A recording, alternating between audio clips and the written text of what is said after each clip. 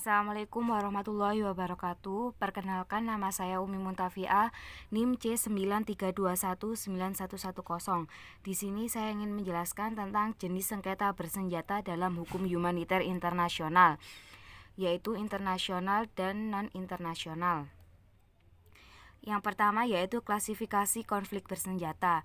Sebelum Konvensi Jenewa diadopsi pada tahun 1949, hukum perang hanya mengatur konflik bersenjata yang terjadi antar negara atau konflik bersenjata internasional. Konvensi yang diadopsi sebelum tahun 1949 seperti Konvensi Jenewa 1907 atau Protokol Gas Jenewa 1925 yang hanya berlaku pada situasi konflik bersenjata internasional. Pengaturan hukum humaniter internasional dalam situasi yang disebut dengan konflik bersenjata non-internasional tersebut kemudian muncul setelah diadopsinya pasal 3 ketentuan yang bersamaan dalam Konvensi Jenewa 1949 serta Protokol tambahan 1 pasal 1 ayat 4 dan Protokol tambahan 2. Berikut ini akan dijabarkan kualifikasi dari konflik bersenjata. Yang pertama, konflik bersenjata internasional atau International Armed Conflict. Perang atau pertikaian bersenjata internasional adalah perang yang terjadi antara dua atau lebih pihak peserta agung atau pihak peserta agung dengan yang bukan peserta agung, asalkan yang terakhir ini juga berbentuk negara. Dengan kata lain, sengketa bersenjata internasional adalah persengketaan antara negara yang satu dengan beberapa negara yang lain. Walaupun pada akhirnya yang berhadapan adalah manusia dengan manusia, dalam persengketaan ini negara menjadi subjek.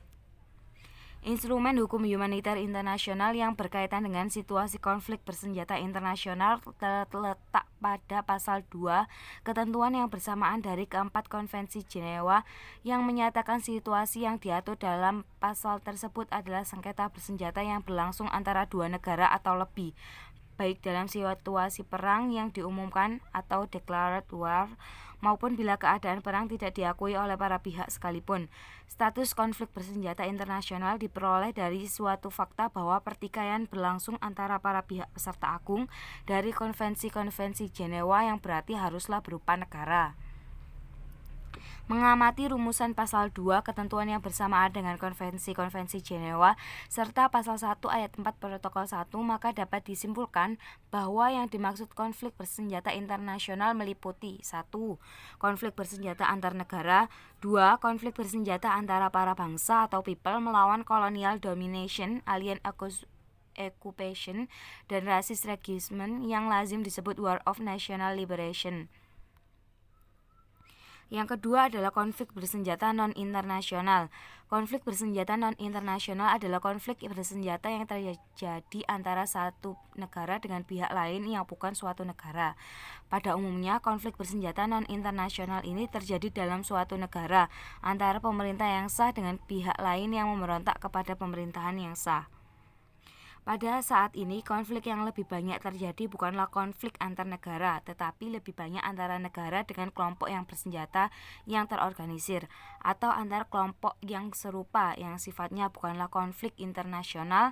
Konflik seperti ini memiliki banyak istilah, antara lain perang saudara, pemberontakan, revolusi, terorisme, perang gerilya, perlawanan, pemberontakan internal, atau perang untuk menentukan nasib sendiri.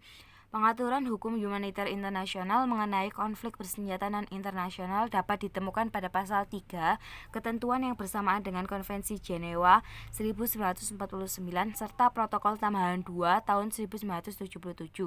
Sejumlah perjanjian mengenai pengaturan, pelarangan, dan pembatasan senjata tertentu pun berlaku dalam situasi konflik bersenjata non-internasional. Sekian presentasi dari saya. Apabila ada yang ingin ditanyakan, bisa nanti langsung disampaikan. Sekian, wassalamualaikum warahmatullahi wabarakatuh.